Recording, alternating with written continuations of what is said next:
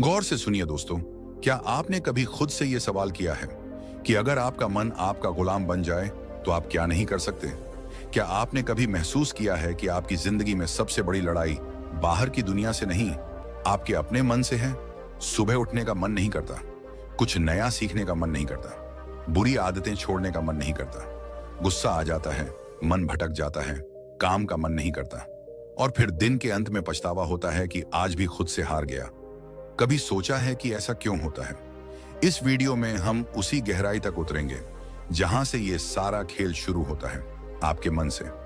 और बात बस समझने की नहीं है, बात है जागने की, सच को देखने की और अपने मन को साधने की। क्योंकि जिसने अपने मन को साध लिया उसने सारा संसार जीत लिया। गौतम बुद्ध ने कहा था, मन ही सब कुछ है, तुम जो सोचते हो वही बन जाते हो। अब जरा सोचिए, अगर आपका मन ही बार बार सोचता है कि मैं कमजोर हूं, मुझे नहीं आता, मेरा ध्यान नहीं लगता, तो वो सोच धीरे धीरे आपका सत्य बन जाती है। और यही है मन की सबसे बड़ी चाल।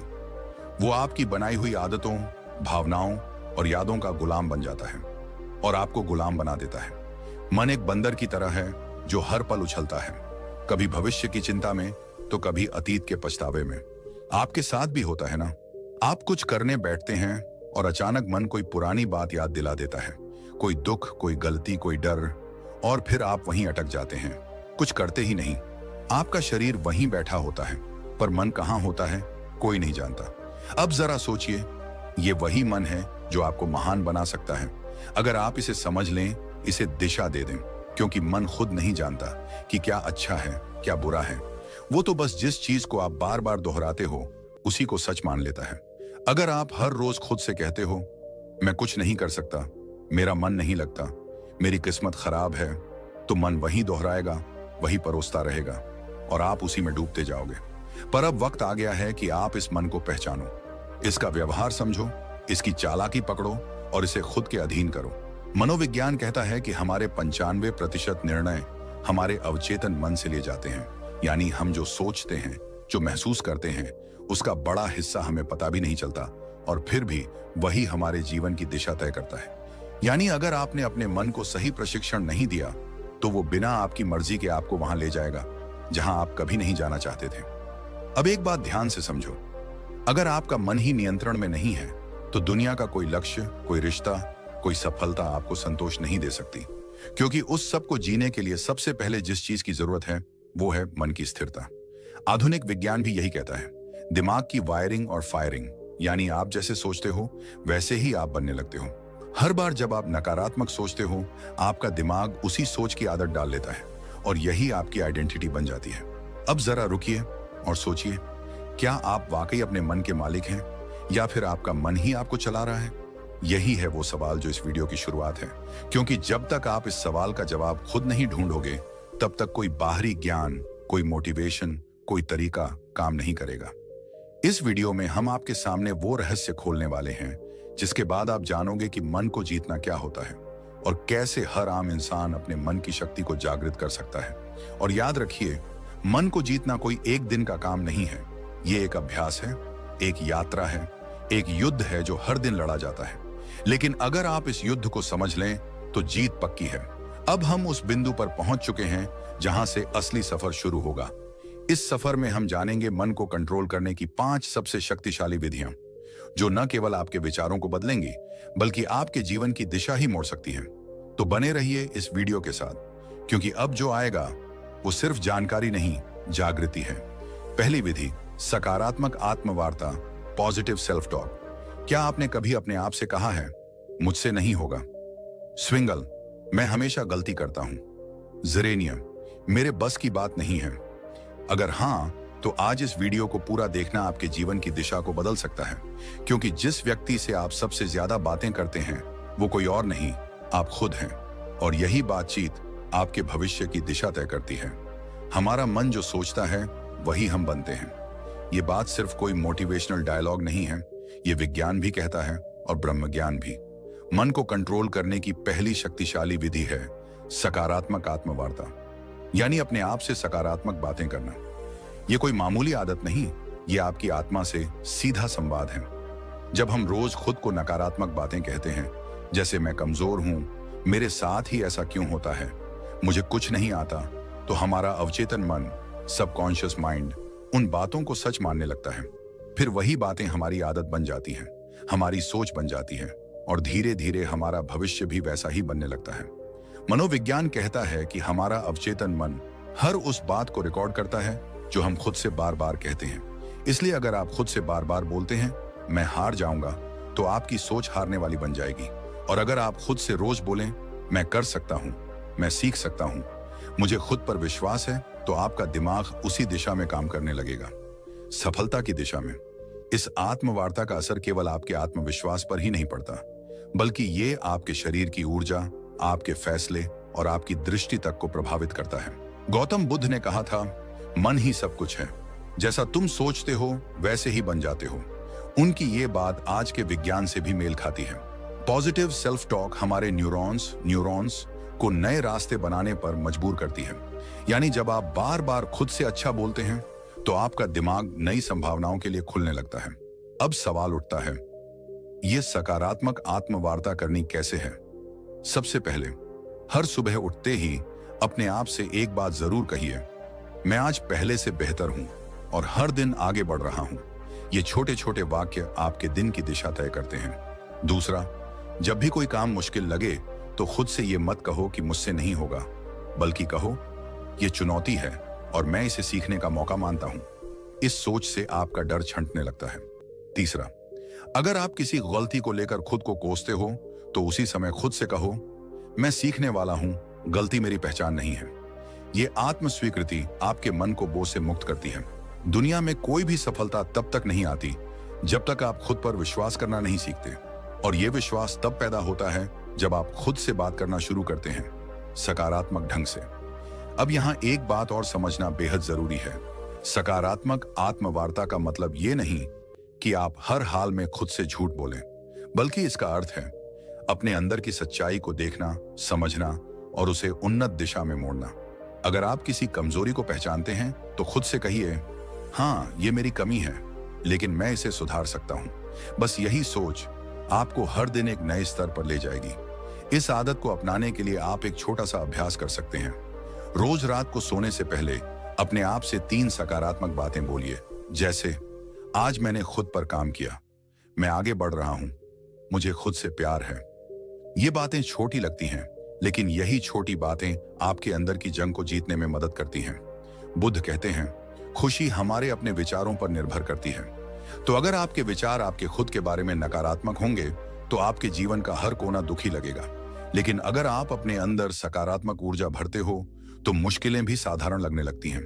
अब ध्यान दीजिए, यह तो सिर्फ पहली विधि थी, मन को नियंत्रित करने की शुरुआत। इस यात्रा में आगे और भी गहराई है, और अब हम प्रवेश करेंगे दूसरी विधि में, जो आपके मन को स्थिरता और गहराई प्रदान करेगी, ताकि आप न केवल सोचें सकारात्मक, बल्कि महसूस करें आत्मिक शक्ति। दूसरी विधि, लक्ष्य निर्धारण, गोल सेटिंग। क्या आपने कभी सोचा है कि मन भटकता क्यों है? क्यों हम अक्सर एक काम शुरू तो करते हैं लेकिन बीच में ही छोड़ देते हैं? क्यों हमारा मन कभी अतीत की यादों में उलझा रहता है तो कभी भविष्य की चिंता में खोया रहता है? इसके पीछे एक गहरी वजह है, अस्पष्टता। मन को दिशा तब मिलती है जब उसे पता हो कि उसे जाना कहां है, और जब यह दिशा नहीं होती तो मन बिल्कुल उस घोड़े की तरह होता है जो खुली जमीन में बेतहाशा दौड़ रहा हो, बिना किसी मंजिल के। इसलिए मन को नियंत्रित करने की दूसरी शक्तिशाली विधि है लक्ष्य निर्धारण। जी हां, स्पष्ट, यथार्थवादी और प्रेरणादायक लक्ष्य। जिस इंसान ने अपने जीवन का उद्देश्य तय कर लिया, उसका मन खुद ब खुद अनुशासित हो जाता है। गौतम बुद्ध ने एक बार कहा था, यदि कोई व्यक्ति एक बाण को निशाने पर चलाता है तो पहले वह जानता है कि निशाना कहां है। उसी प्रकार जीवन को सही दिशा में ले जाने के लिए मनुष्य को पहले अपने लक्ष्य को जानना चाहिए। यह बात सिर्फ बौद्ध दर्शन में नहीं, बल्कि आधुनिक मनोविज्ञान में भी साफ साफ कही जाती है। मनोवैज्ञानिक कहते हैं कि जब आप स्पष्ट लक्ष्य बनाते हैं तो आपका मस्तिष्क एक केंद्र बिंदु ढूंढ लेता है। यह केंद्र बिंदु दिमाग को एक ही दिशा में सोचने, योजना बनाने और मेहनत करने के लिए प्रेरित करता है। जिस तरह से जीपीएस लोकेशन डाले बिना रास्ता नहीं दिखाता, उसी तरह लक्ष्य के बिना आपका मन आपको कहीं नहीं ले जाएगा, या फिर किसी ऐसी जगह पहुंचा देगा जहां आप कभी जाना ही नहीं चाहते थे। यहां पर एक महत्वपूर्ण तथ्य आता है, रेटिकुलर एक्टिवेटिंग सिस्टम, RIS, ये हमारे मस्तिष्क का एक खास सिस्टम होता है जो हमें सिर्फ उन्हीं चीजों पर ध्यान देने देता है जो हमारे लक्ष्य से जुड़ी होती हैं। उदाहरण के लिए, अगर आप सोचते हैं कि मुझे एक लेखक बनना है, तो अचानक आपको किताबें, लेखन से जुड़ी जानकारी और अवसर खुद ही दिखने लगते हैं। ये कोई जादू नहीं है, ये आपका लक्ष्य और दिमाग का आपसी तालमेल है। अब सवाल ये है, लक्ष्य कैसा होना चाहिए? कई बार लोग बहुत बड़े बड़े लक्ष्य बना लेते हैं, लेकिन वो इतने धुंधले और अनियोजित होते हैं कि दिमाग उन्हें समझ ही नहीं पाता। इसलिए पहला कदम है अपने लक्ष्य को स्पष्ट और यथार्थवादी बनाना। उदाहरण के लिए, अगर आप कहते हैं मुझे सफल बनना है, तो यह बहुत ही धुंधला लक्ष्य है। लेकिन अगर आप कहते हैं मुझे अगले 6 महीनों में एक किताब लिखनी है, या मुझे 1 साल में एक छोटा बिजनेस शुरू करना है, तो आपका दिमाग उस लक्ष्य को पकड़ पाता है। यहाँ एक और बात समझना जरूरी है, लक्ष्य केवल मस्तिष्क को दिशा ही नहीं देता, बल्कि भावनात्मक ऊर्जा भी प्रदान करता है। जब हम एक लक्ष्य बनाते हैं और उसे पाने की कल्पना करते हैं, तो हमारे दिमाग में डोपामिन नामक रसायन रिलीज होता है। यह रसायन हमें खुशी, प्रेरणा और एक सकारात्मक ऊर्जा देता है। यानी लक्ष्य केवल मन को रोकता नहीं, बल्कि उसे चलने की सही प्रेरणा भी देता है।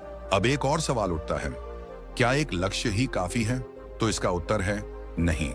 लक्ष्य का विभाजन होना चाहिए, दीर्घकालिक, लॉन्ग टर्म, मध्यकालिक, मिड टर्म, और लघुकालिक, शॉर्ट टर्म। क्योंकि जब हम एक बहुत दूर का लक्ष्य बनाते हैं और उसके बीच कोई पड़ाव नहीं रखते, तो हमारा मन थक जाता है और कहता है अभी तो बहुत दूर है, फिर कभी शुरू करेंगे। इसलिए छोटे छोटे पड़ाव होना जरूरी है, ताकि मन को हर पड़ाव पर एक संतुष्टि और प्रगति की भावना मिलती रहे। आप जब एक लक्ष्य तय करते हैं और उस पर काम करना शुरू करते हैं, तो आपका मन विकर्षणों को खुद ही ठुकराने लगता है। जैसे ही आपका ध्यान भटकता है, दिमाग आपको याद दिलाता है हमारा लक्ष्य अभी अधूरा है, और यहीं से शुरू होता है मन पर नियंत्रण। अब सोचिए, एक मन जिसने खुद को एक दिशा में बांध लिया है, वो कितनी शक्ति उत्पन्न कर सकता है। आपने देखा होगा, जब आप किसी जरूरी काम में पूरे मन से लगे होते हैं, तो आपको भूख, प्यास, थकावट कुछ भी महसूस नहीं होता। क्यों?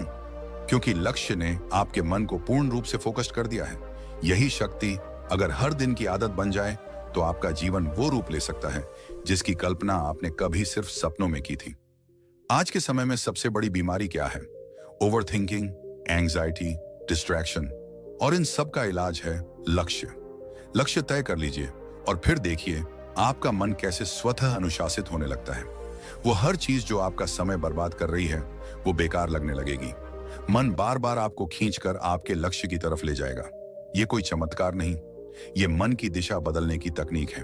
अब जरा ये विचार कीजिए, अगर एक छोटा सा चुंबक लोहे की सुई को खींच सकता है, तो एक स्पष्ट और सशक्त लक्ष्य आपके मन को कितना खींच सकता है? मन जो अभी तक इधर उधर भागता फिर रहा था, वह धीरे धीरे उस चुंबक यानी लक्ष्य की ओर आकर्षित होने लगेगा। गौतम बुद्ध ने कहा था, मन अत्यंत चंचल है, लेकिन यदि उसे साध लिया जाए, तो वह आपके सबसे बड़े शत्रु को भी मित्र बना सकता है। इस साधना का पहला चरण था आत्मवार्ता, और दूसरा लक्ष्य निर्धारण। ये दोनों विधियां मिलकर आपके मन को भीतर से पुनः प्रशिक्षित करती हैं।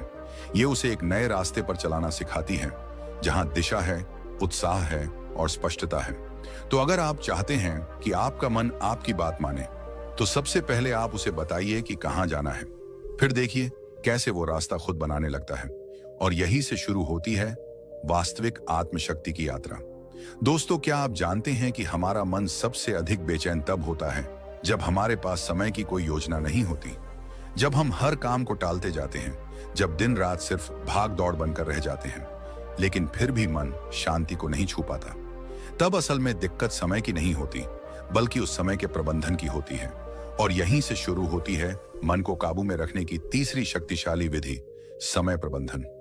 आज हम जिस दुनिया में जी रहे हैं, वहां व्यस्त रहना एक ट्रेंड बन गया है, लेकिन व्यस्त होना और व्यस्तता का प्रबंधन कर पाना, ये दोनों एक जैसी चीजें नहीं है। अगर आप दिन भर बहुत कुछ करते रहते हैं, लेकिन अंत में थक कर गिर पड़ते हैं और खुद से ही नाराज रहते हैं, तो यकीन मानिए आप समय को नहीं चला रहे, समय आपको चला रहा है। और जब समय हमें चलाने लगे, तो मन खुद ब खुद बेचैन, चिंतित और थका हुआ महसूस करता है। हमारा मस्तिष्क तब सबसे अच्छा काम करता है जब वह जानता है कि अगला कदम क्या है। मन को दिशा चाहिए, स्पष्टता चाहिए, और वह स्पष्टता आती है अच्छे समय प्रबंधन से। जब आप हर काम के लिए एक उचित समय निर्धारित कर देते हैं, जब आप जानते हैं कि किस काम को कब करना है, तो आपका मन खुद ब खुद शांत रहता है, क्योंकि उसे पता है अब कुछ भी अनियंत्रित नहीं है। समय प्रबंधन केवल घड़ी की सुइयों को देखने का नाम नहीं है। यह एक विज्ञान है, एक कला है और साथ ही एक साधना है। अगर आपने इसे साध लिया तो आप केवल अपने दिन को नहीं, अपने जीवन को, अपने भाग्य को और अपने मन को भी साध लेंगे।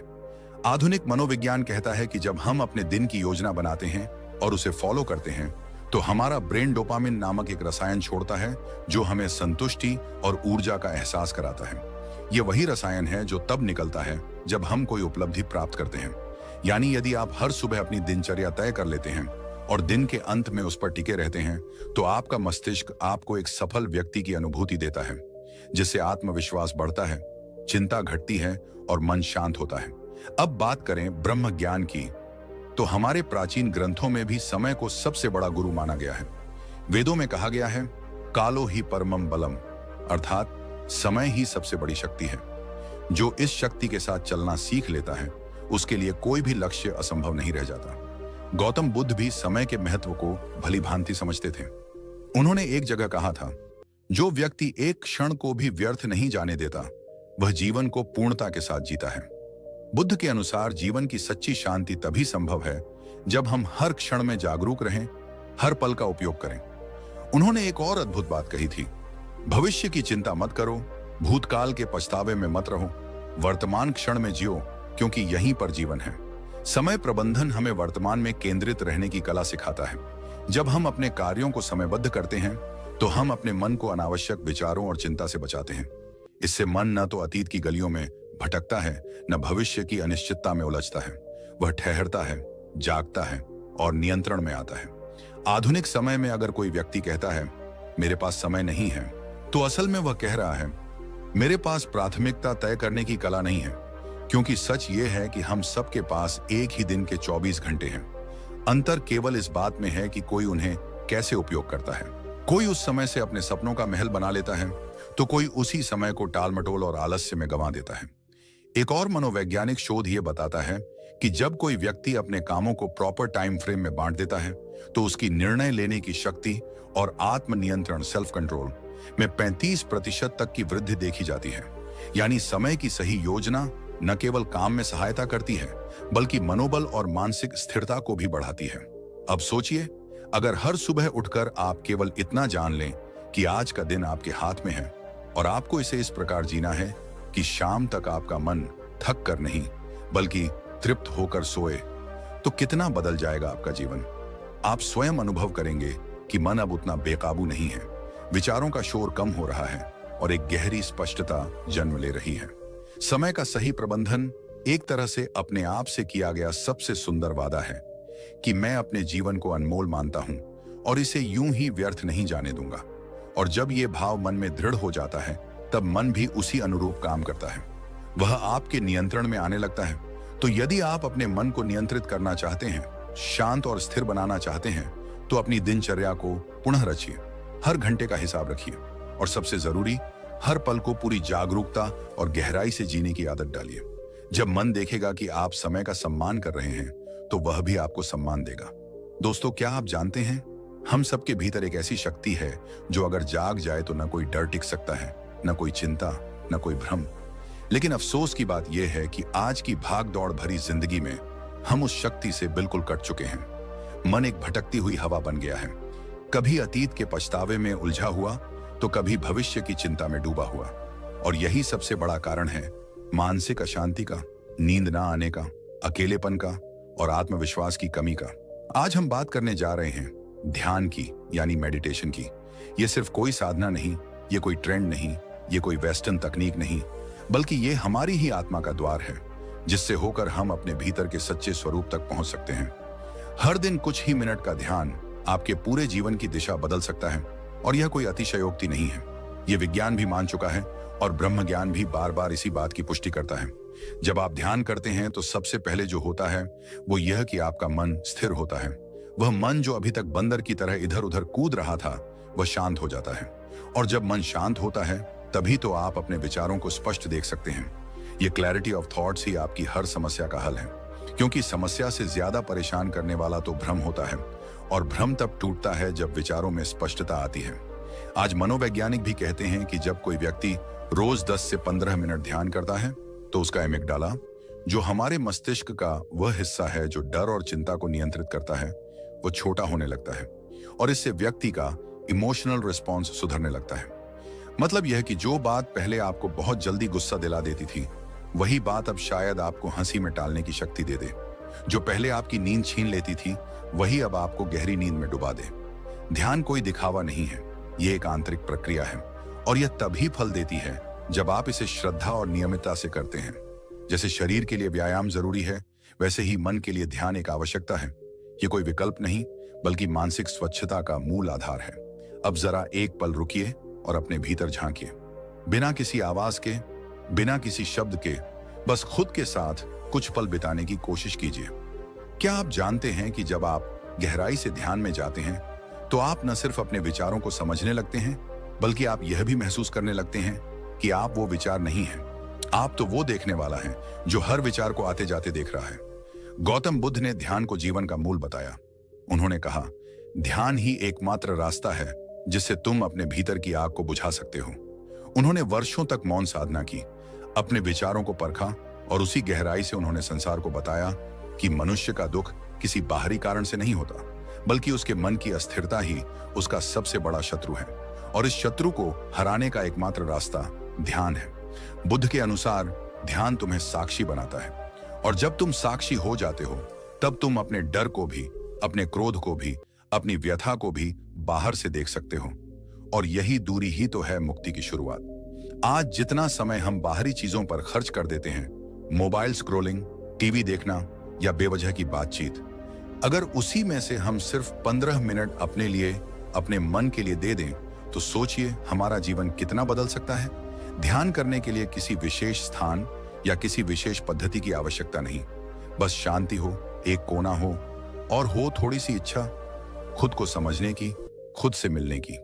आप चाहे तो आंखें बंद करें, अपनी सांसों पर ध्यान दें, चाहे तो ओम का उच्चारण करें, चाहे तो सिर्फ मौन रहें।